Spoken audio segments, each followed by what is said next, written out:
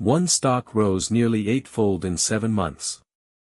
Then it gave almost all of it back, and pulled down a Chancellor of the Exchequer, the fortune of Isaac Newton, and very nearly the entire British government along with it. Buried Ledger. Episode 1, The Bubble That Ate London. In the summer of 1720, a London shoemaker who had never owned more than the tools in his shop bought a carriage, 2 horses, and a house he couldn't pronounce the street name of. He'd made his fortune, he told his neighbors, from a company that shipped nothing, traded nothing, and as it would turn out, owed everyone. This is the story of the South Sea Bubble, the first modern stock market crash, and one that very nearly took the entire British government down with it. It happened 3 centuries before dot-com stocks or crypto tokens existed, and yet almost every mechanism financial journalists reach for today to explain a modern mania, the fear of missing out, the buying on borrowed money, the respected names lending a scheme its credibility, was already fully present in London in 1720, tested on a country that had no name yet for what was happening to it. The South Sea Company was founded in 1711, and from the start, it was never really about the sea. Its official business was trade with Spanish South America, silver, goods, and above all, the slave trade, granted to Britain under a treaty concession that was worth far less in practice than it sounded on paper.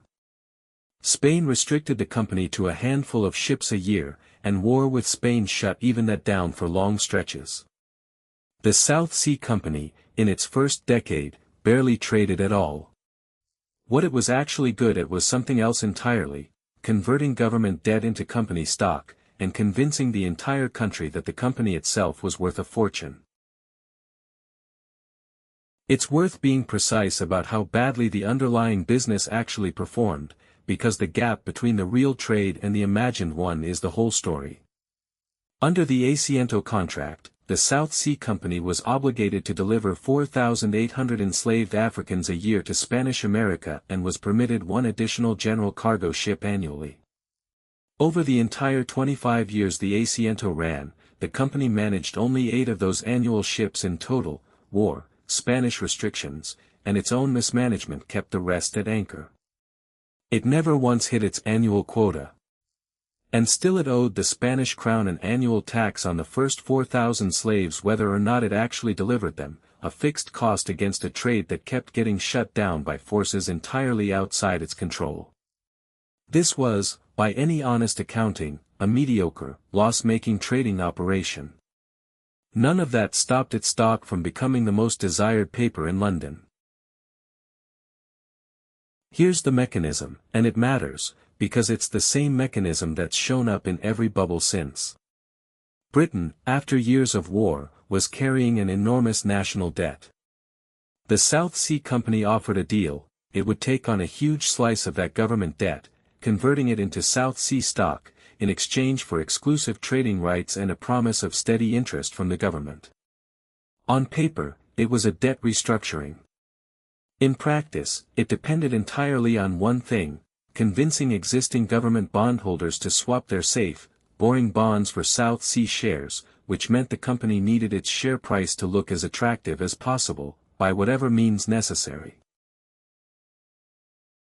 The man who designed that necessary part was Sir John Blunt, a South Sea director with a genuine talent for financial engineering and none of the caution that should have come with it, working alongside the company's cashier, a young man named Robert Knight, who kept the real books, the ones that recorded exactly which government officials had been given stock for free and exactly what they'd done in return.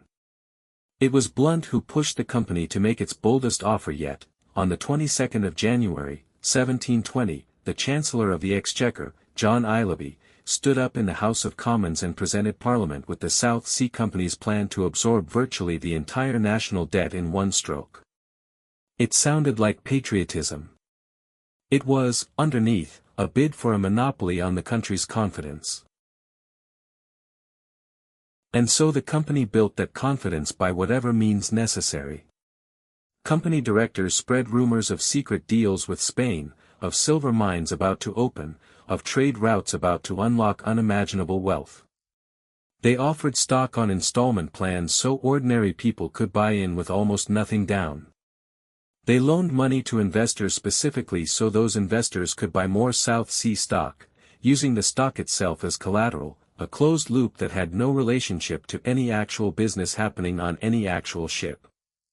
And to make sure Parliament passed the debt conversion bill in the first place, Blunt and Knight distributed shares of stock, never paid for, existing only on paper, redeemable for pure profit whenever the price rose, to members of Parliament, to government ministers, and to members of the royal household itself. It wasn't a bribe anyone would have called a bribe out loud. It was simply a gift of subscriptions, and it worked exactly as intended. The company raised the actual cash to keep this machine running through 4 separate rounds of new stock sales in 1720, known as the money subscriptions, each time to catch the price at a new, higher plateau, the first in April, the last in August, that final round dangling a promised 30% dividend at year's end and 50% a year for the following decade, a number with no relationship to any revenue the company had ever earned or was ever likely to. Buyers in each round could put down a small fraction of the price and pay the rest over months, which meant thousands of people were, in effect, buying stock with money they didn't have yet, betting the price would keep rising long enough to cover the next installment before it came due. A closely linked institution called the Sword Blade Bank, run by the same circle of men behind the South Sea Company itself, supplied much of the credit that let this whole structure function, lending against stock as collateral, then watching that borrowed money flow straight back into buying more of the very stock securing it. The share price, which had sat around £128 in January of 1720, crossed £300 by early April, passed £800 by the start of June, and kept climbing through the summer, touching numbers near £1,000 by early August. That's not growth. That's a company's stock increasing nearly 8-fold in 7 months, on a business that same year, wasn't shipping meaningfully more than it had the year before. Everyone bought in. Not just the reckless, the respectable. Isaac Newton, one of the most rigorous minds in human history, bought South Sea stock early, sold it that spring for a solid profit of roughly £7,000, watched the price keep climbing without him through the early summer, and bought back in near the top out of sheer fear of missing out. He is reported to have later said he could calculate the motions of the heavenly bodies, but not the madness of people. Estimates of what he lost when the price collapsed run as high as £20,000, a sum that, by some modern conversions, would run into the millions of today's dollars. He apparently could not bear to hear the company's name spoken in his presence for the rest of his life. The poet John Gay, fresh off the success of work that would eventually become the Beggar's Opera, was offered a gift of South Sea stock by a friend, refused to sell even as friends begged him to take the profit, and watched his imagined fortune evaporate along with everyone else's. Members of Parliament held shares. King George I himself sat as the company's honorary governor, lending it his own name and prestige, and his mistress, the Duchess of Kendal, was given a substantial block of stock as a gift and traded it for a private fortune of her own. When the crash came and the streets filled with ruined families, the Duchess is said to have felt little of it. She reportedly used her winnings, undiminished, to buy up fine jewelry at collapsed prices from the very households the bubble had wiped out. The scheme wasn't a fringe scam preying on the ignorant, it was the establishment, all the way up, convincing itself and each other that the price could only go higher, because everyone they respected already believed it. Picture where all of this was actually happening. There was no stock exchange building yet, trading ran out of a narrow lane in the city of London called Exchange Alley, and specifically out of a handful of coffee houses along it, Jonathan's chief among them, where a broker named John Castaigne had taken to chalking up share and commodity prices for anyone willing to buy him a cup. By the summer of 1720, that one alley and its coffee houses were, for a few square yards, the beating financial heart of the entire British Empire, dukes and dockworkers alike shouldering in past the same doorway, trading paper that most of them had never read the terms of, on the strength of a rumor someone had heard an hour earlier from a man who claimed to have heard it from a director. It's worth pausing on just how fast the copying happened, because it's part of what finally broke the spell. Within months, well over 100 imitation companies sprang up around London and were nicknamed, at the time, Bubbles, a company for importing jackasses from Spain, a company for extracting silver from lead, a company for insuring horses, a company for a wheel of perpetual motion, one for building hospitals for illegitimate children, and, most famously, an anonymous promoter who advertised simply, a company for carrying on an undertaking of great advantage, but nobody to know what it is. Opened a subscription office for a single morning, reportedly collected £2,000 in deposits from investors who never even learned what they'd bought, and was never seen in London again. The South Sea directors themselves, worried these copycats were siphoning off speculative money that should have been flowing into South Sea stock, lobbied Parliament to shut them down. Parliament obliged in June of 1720 with what came to be called the Bubble Act, requiring any new joint stock company to obtain a royal charter. It was meant to protect South Sea's monopoly on speculation. Instead, by exposing how flimsy the whole category of instant company had become, it planted the first seed of doubt in investors' minds about the difference between South Sea stock and all the other paper they just watched get shut down. The collapse, when it came, was almost as fast as the climb. By September of 1720, confidence had fully cracked. The South Sea share price, which had touched roughly £950 in July, fell to around £400 by the end of September, and kept sliding to somewhere near £185 by December. Fortunes that had existed on paper for months evaporated in weeks. That shoemaker with the carriage and the unpronounceable street, men like him lost everything, often owing more than they'd started with, because they'd bought on credit against a stock that no longer existed at the price they'd paid for it. Newspapers of the day reported a marked rise in suicides among the ruined. Anger in the streets of London ran hot enough that Parliament felt obliged to be seen doing something, fast. The aftermath is where the buried part of this story really lives. A parliamentary committee of secrecy convened in closed sessions from February to June of 1721, and John Blunt, the very architect of the scheme, testified against his own former colleagues in exchange for leniency, handing over the names of every official who'd taken free stock. The investigation implicated Chancellor of the Exchequer John Isleby directly, along with Postmaster General James Craggs the Elder, his son the Southern Secretary James Craggs the Younger, and two of the most powerful men in the cabinet, Lord Stanhope and Sunderland. Isleby was expelled from Parliament and sent to the Tower of London.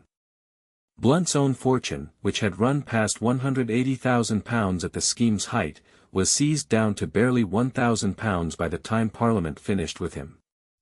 Robert Knight, the cashier who actually held the ledger of every bribe, fled to France on a fishing boat before he could be arrested, and simply refused to come back for years, safely beyond the reach of British law with the one document that could have implicated the most people still in his coat pocket.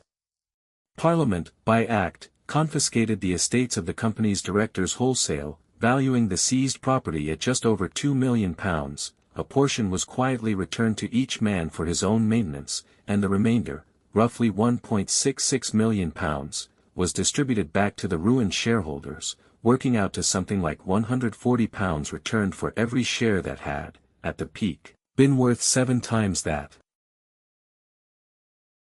The men at the very top of government fared unevenly, which tells its own story about where real power sat.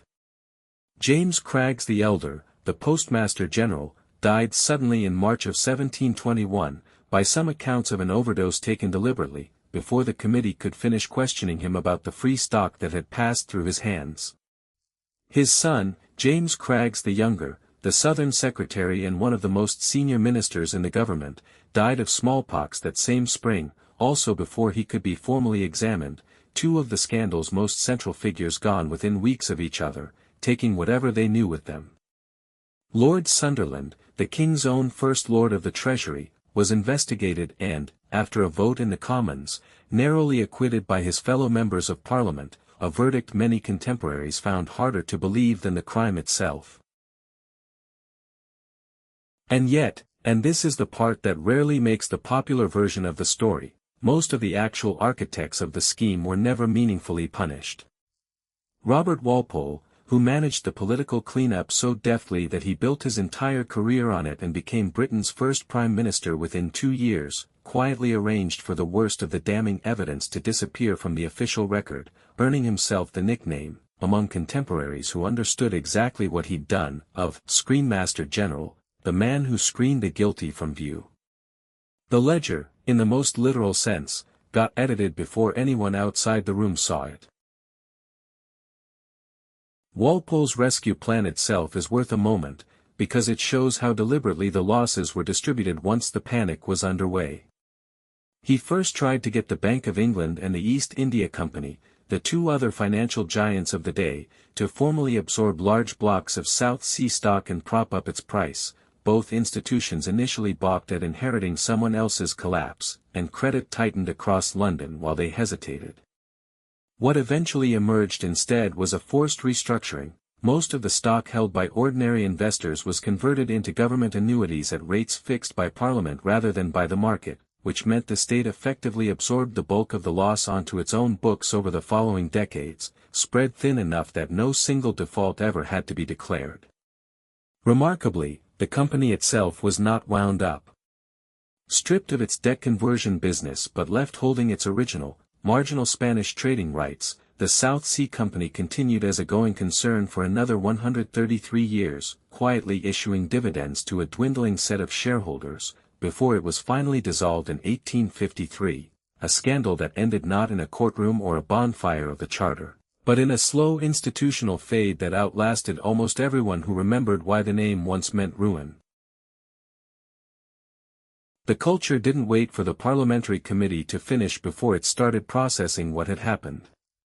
A young engraver named William Hogarth, working partly in response to satirical Dutch prints already mocking speculators across the Channel, produced an emblematical print on the South Sea scheme in 1721, a scene of recognizable London landmarks overrun by a devil butchering a figure of fortune and tossing her flesh to a screaming crowd, while gamblers ride a carousel toward ruin.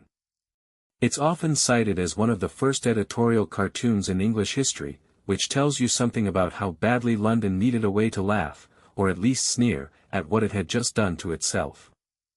Playwrights, pamphleteers, and satirists picked over the wreckage for years. The word bubble itself, already in loose use before 1720, hardened permanently into financial vocabulary precisely because of what happened that year.